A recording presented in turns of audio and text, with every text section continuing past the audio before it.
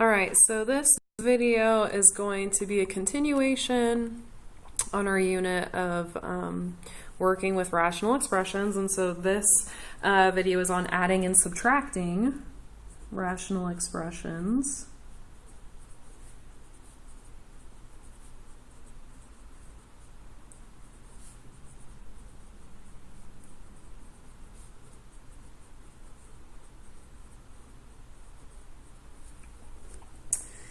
All right, so as you should recall, when you are adding and subtracting fractions, you need to have a common denominator.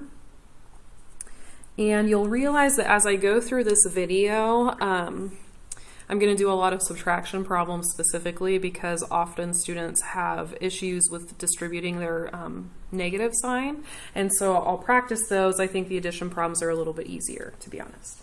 All right, so between these two denominators, we know that we for sure need a 3 and we need a 5. So I'm going to say my common denominator needs both of those, a 3 and a 5. And this one has an x, but this one has an x squared, and so we're going to need that. So our common denominator is 15x squared. So our next step is to multiply each fraction on the top and the bottom by whatever's missing from the common denominator. So here we have a 3 and 1x, so I've got a 3 and one of the x's. I'm missing 5x. So I need to multiply by 5x on the top and the bottom, and that's what will give me that 15x squared. Over here, I've got the 5 and the x squared, but I'm missing the 3, so I'm going to multiply by 3 on the top and the bottom. So this gives me 35x over 15x squared minus 12 over 15x squared. And once I have simplified those, I can go ahead and write it as one fraction with that common denominator.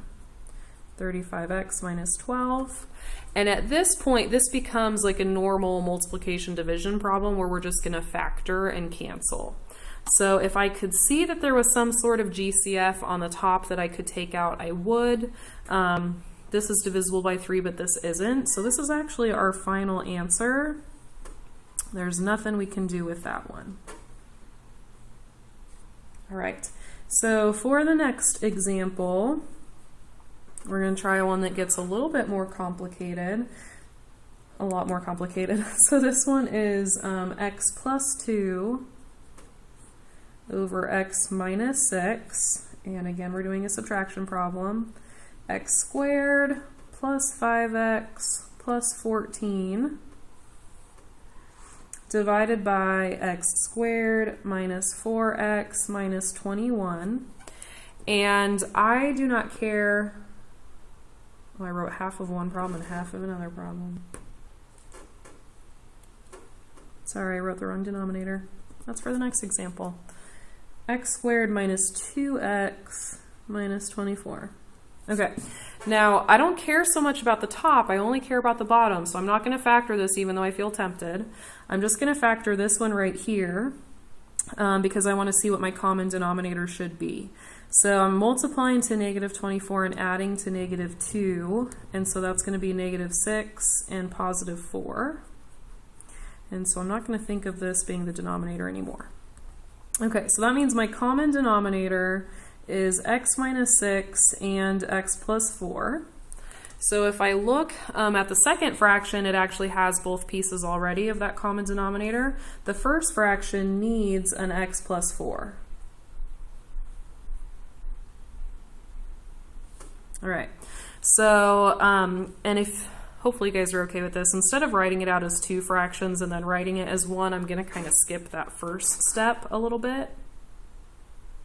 Yeah, I think I'm okay with that. So I'm going to say, here's my whole fraction. I've got x minus 6 and x plus 4.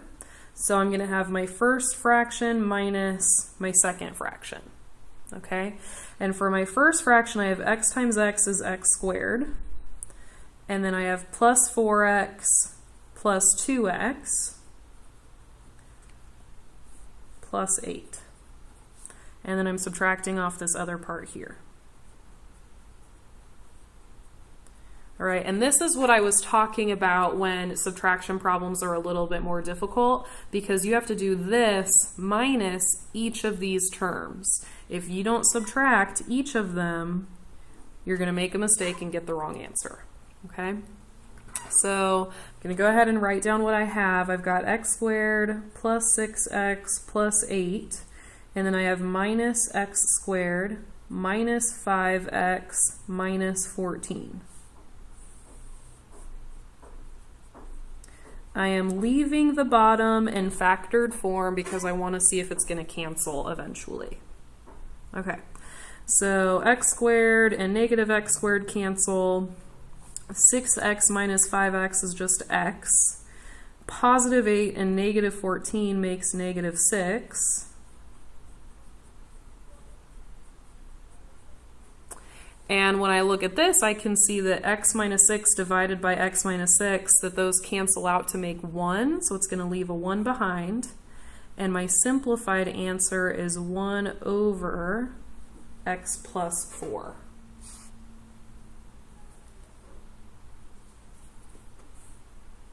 All right, so we're going to try this again. We're going to do a problem that's very similar to the one we just did. So we're going to do x plus 2 over x minus 7, and we're subtracting again. X squared plus 4x plus 13, and then x squared minus 4x minus 21. So again, I can see that the top might be tempting to factor, but we don't do it. We only care about the bottom. So I'm looking for two things that multiply to a negative 21 but add to a negative 4. And that would be negative 7 and 3. So I'm going to ignore this because I fixed it. Okay, so my common denominator is going to be the x minus 7 and then also an x plus 3. So each of those factors need to be part of my common denominator. So my second fraction has the common denominator. The first fraction needs the x plus 3 on the top and the bottom. And so if I write my new fraction, it's going to have that common denominator of x minus 7, x plus 3. And I'm going to have my first fraction minus my second fraction. So I have x times x is x squared. X times 3 is 3x. 2 times x is 2x. So if I add those together, I get 5x. And then 2 times 3 is 6. And I'm subtracting off this other stuff. So I have x squared plus 5x plus 6 minus x squared minus 4x minus 13. And I keep that denominator. So the x squareds cancel. I'm running out of space. 5x minus 4x is just x. Positive 6 and negative 13 makes negative 7. See how similar those problems were? Okay, let me zoom in. You probably can't see that. So if you look at this, this is what we have right now. And I can see that the x minus 7 on the top and the x minus 7 on the bottom are going to divide to be 1. And so they both cancel out and they leave a 1 on top. And so the result is 1 over x plus 3. That is the most simplified form.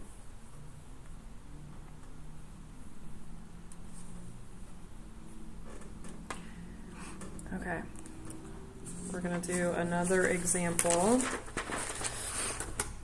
We'll go ahead and make this one an addition problem.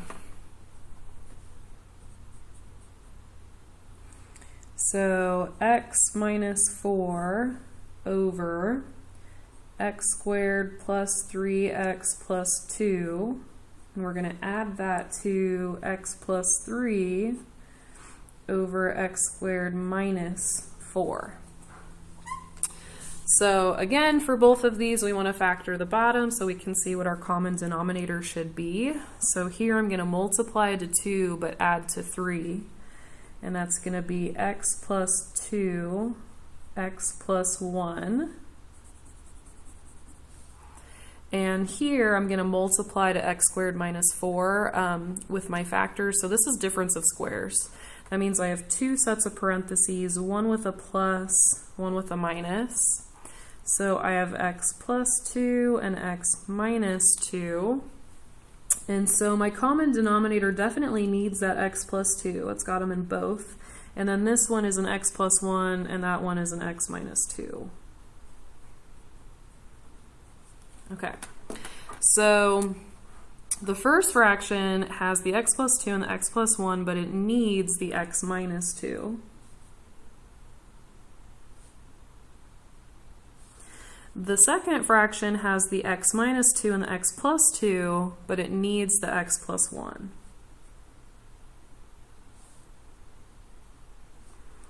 And I forgot to scribble this out because we weren't using it anymore.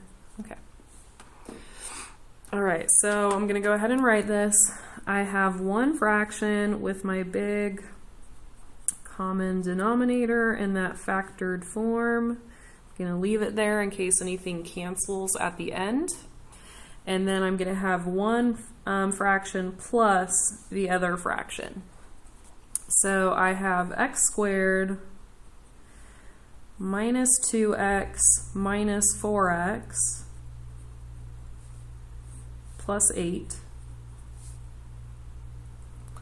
And I have x squared plus 1x plus 3x plus 3. And here I don't have to worry about distributing a negative because this is an addition problem. And so all I have to do right now is just combine like terms on the top. So I have 2x squared minus 2x plus 11. And so what I want to do is see if this is factorable at all, the 2x squared minus 2x plus 11. And that could be slide divide, that could be box method, that could be grouping, depending on what your preference is. So I'm going to go ahead and I'm going to do the slide divide method off to the side of my paper. So 2 times 11 is 22. So I'm looking for numbers that multiply to 22 but add to negative 2. And I don't think that's going to happen. 1 times 22, 2 times 11, 3 doesn't go in, 4 doesn't go in, 5 doesn't go in, 6, 7, 8, 9. Yeah, there's nothing. So that means we're done.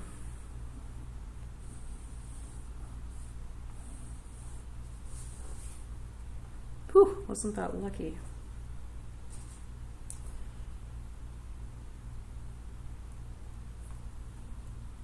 All right, let's try another one. For this one, we'll do another subtraction problem. This video's getting long. Okay, we're going to do 3x minus 2 over x squared plus 2x minus 24 minus x minus 3 over x squared minus 16. Okay. So I'm going to factor this denominator. I'm multiplying to negative 24 and adding to positive 2. So that's going to be positive 6 and negative 4. X plus 4, x minus 4.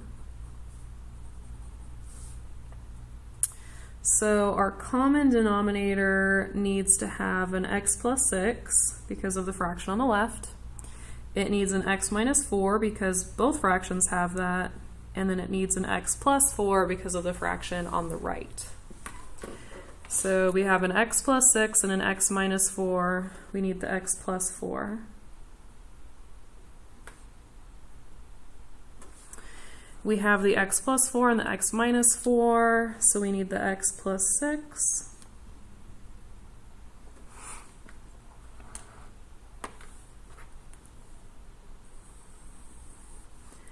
So I'm going to go ahead and write down that common denominator. And I'm going to have one fraction minus the other fraction. So 3x times x is 3x squared.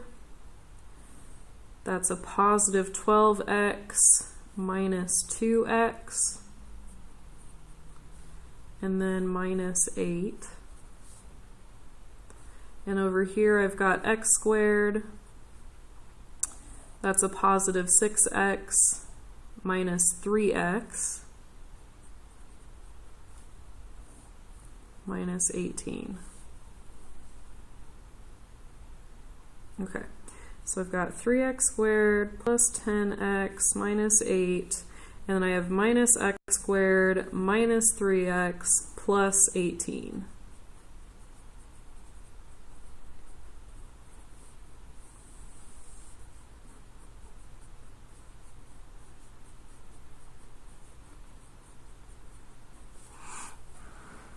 Okay, so 3x squared minus x squared is 2x squared.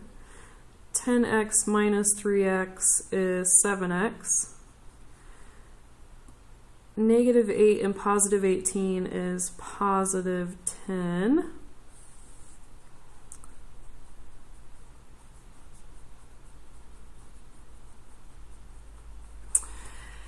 And so we're going to look for two things that multiply to 20 but add to 7. 1 times 20, 2 times 10, 4 times 5. There's nothing, thank goodness. And we're done. I think I'm going to stop the video there. So the things we have to remember when we're adding or subtracting fractions is that you do need a common denominator. You have to have one.